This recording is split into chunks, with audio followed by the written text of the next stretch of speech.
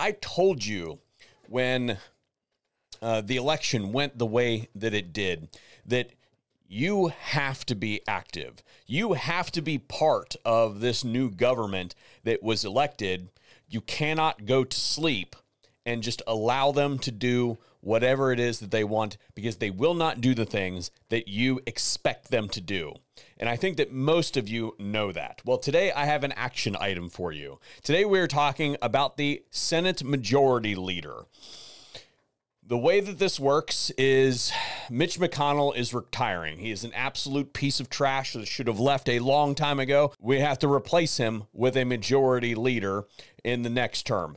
This decision is being made by secret ballot on Wednesday, which I do not agree with that process, but there are a couple people that have come out in front, and there are some faces that you will recognize, and we have some definite, absolute no's to hand our senators. So if you take nothing else away from today's video, it is that I need you to pick up the phone today and call your Republican senator. If you don't have a Republican senator, then find one somewhere and call them instead. So, for instance, my senator is J.D. Vance. My other senator is, gosh, I hate him so much I forgot his name. He lost to RINO. Oh, why can't I remember? Sherrod Brown. He's out of there.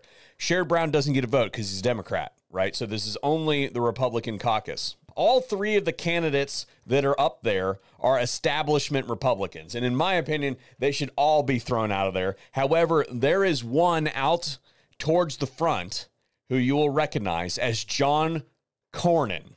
The traitor, John Cornyn, now thinks that he should be Senate Majority Leader. Abso-freaking-lutely not. So if you take nothing else out of today's video, then I want you to call your senator and say, vote for anybody else but John Cornyn.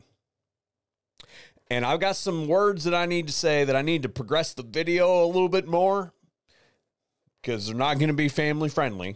For that reason, I'm going to go ahead and put the sponsor slot in right now. Medical Gear Outfitters is my go-to place for all things medical.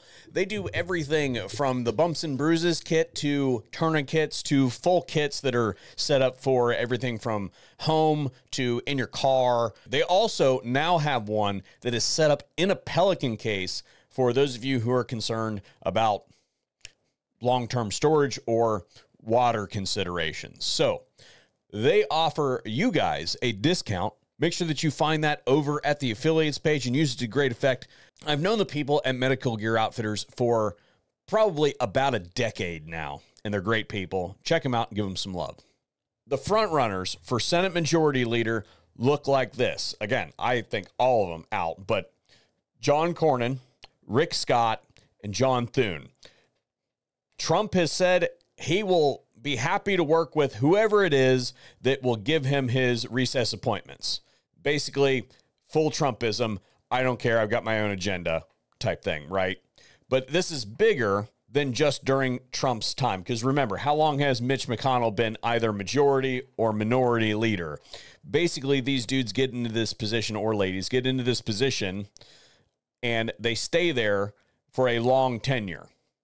When we pick this new person, they need to be at least a reasonable pick. So let's look at all of these guys. John Cornyn, he is responsible for the traitorous action of working with the Democrats 2 years ago to help pass the Bipartisan Safer Communities Act. The gun control that you have had shoved down your throat for the last 2 years are that dude's fault.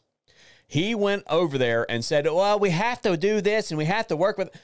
Fuck that dude, straight up. If there is a candidate to be drug out in the street and tar and feathered, that is the dude right there. That guy's political career should be absolutely over. He had to be censured by the Republican Party of Texas because he was such a piece of shit. The concentration of expletives sharply rose, so I have decided to cut that one off. The bottom line is John Cornyn is Mitch McConnell's successor. He is Joe Biden's handmaiden, his hanky holder, and he was basically the Democrats' pivot man for the last 2 years. So no, absolutely not. Call your senator or somebody else's senator and no on John Cornyn. So let's go to Rick Scott, dick-shaped douchebag from Florida, basically. So what is his crime? He was a huge proponent of taking people's Second Amendment rights without due process of law, also known as red flag laws. He was a big proponent of red flag laws, absolutely unacceptable. But the thing that, that's kind of a broken record to me. I think that we can all say anybody who is pro red flag law should just basically, no, absolutely not. But the second thing that he did that really hacks me off, and I've said this multiple times, is the infringing on the Second Amendment rights of United States citizens simply by the nature of the fact that they are between the ages of 18 and 20 years old. Now, at least for the men, we have to register for the selective services. Ladies, you don't have to do that. That's a choice that you can make. But we have to register for the draft. An 18 to 20-year-old male can be drafted into service into the United States military in any branch they want at any point in time, given whatever conflict breaks out, and be sent to a war zone to die. They can be handed a crew-served, fully automatic, belt-fed machine gun and told to go fight for their country. But when they come back here, they can't own a shotgun to go squirrel hunting or a pistol to defend themselves or whatever it is. So no, absolutely not. There's a lot of people saying Rick Scott's the best choice. And no, he is an unprincipled hack and he should not be accepted either. Now, when it comes to John Cornyn versus Rick Scott, I'll take him 10 out of 10 times. 100 times out of 100 over John Cornyn. But all three of these dudes are kind of like shit sandwiches, and they go kind of like this. John Cornyn is basically bloody diarrhea on bread. And then you got Rick Scott, who's just a big turd in the middle of it. But at least he's got a little bit of substance to him. So when, you bite through it, you get a little bit, you ate something at least. Thune, I look at Thune as kind of like Racing Stripes. He just kind of like cleaned up a little bit with the bread. Okay. He voted for the, what is the thing? It's the minimum sentences for gun crimes thing. Not great. Okay.